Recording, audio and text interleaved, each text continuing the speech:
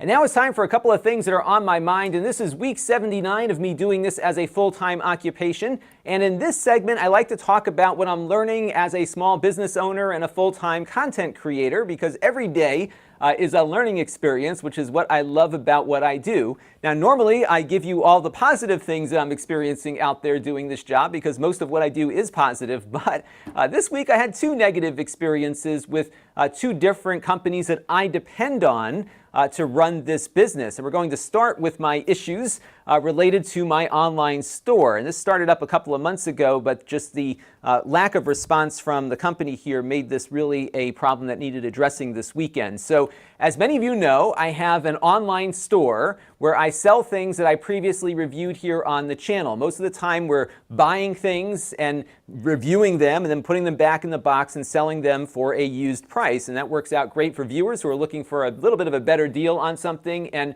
it works out great for me because I can sell something for just the credit card fees as opposed to having to go through eBay where we have to pay 10% plus the credit card fees to get rid of some of the stuff we're trying to get rid of here. And as you know, we need to be bringing money back in to recoup some of the overhead costs of buying this stuff. So being able to find a way that we can retain more of that money is, of course, very valuable. And for a number of years, I've been using the Square online store.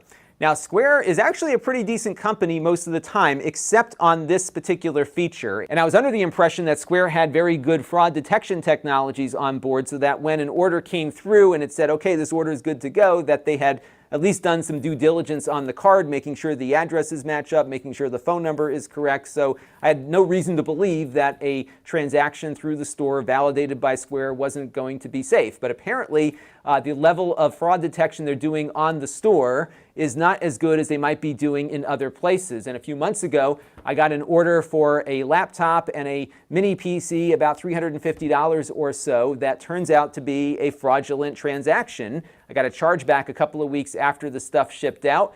The person said I never bought this stuff, and when I went back to the order and looked at it again, I noticed it was going to a freight forwarder somewhere down south, and it also had a fake phone number on there. And certainly I could have done more due diligence, but my understanding was Square was doing some of that due diligence themselves. And of course, I've learned my lesson there. We now validate some of these larger transactions. But what really got me were two things. One is that they have $200 in chargeback protection per month, but only if the order is less than $200. So I thought maybe I would be only out $150 on this $350 order, but no, in fact, they went in and just took all my money out, or at least all the $350 out of my checking account, and there was nothing I could do.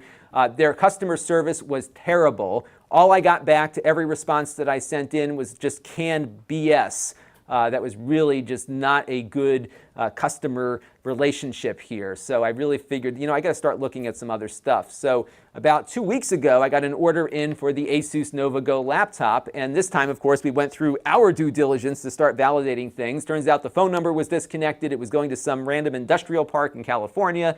And I said, nope, we're going to cancel that order. It doesn't look legit. I contacted Square again. I said, you got to give me more information to be able to make these determinations as to whether or not these transactions are good.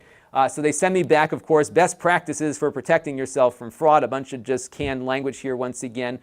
They also said, ship to the same zip code as the credit card's billing zip code. But unfortunately, Square doesn't provide the billing address to you, so you have no idea what it is. And I asked them to get me that. They can 100% see where I'm coming from, but unfortunately, you can't see the billing address on the online store. So that is the end of the story. So I said, you know what, I got to get off of this and start something on my own. So this weekend I had some time, and I spent most of Saturday kind of building my own store. And I settled on WooCommerce, which is something that's part of WordPress. So I have WordPress running on my server. I put the WooCommerce thing on top of that. And what's nice about WooCommerce is that it costs the same as Square, which is nothing, at least for how I'm using it. It'll process PayPal, but it also uses Stripe as its back-end credit card processor. And I have more faith in Stripe just because I think they do better fraud protection for online purchases. Square is really building their business around in-person swipe transactions at a storefront.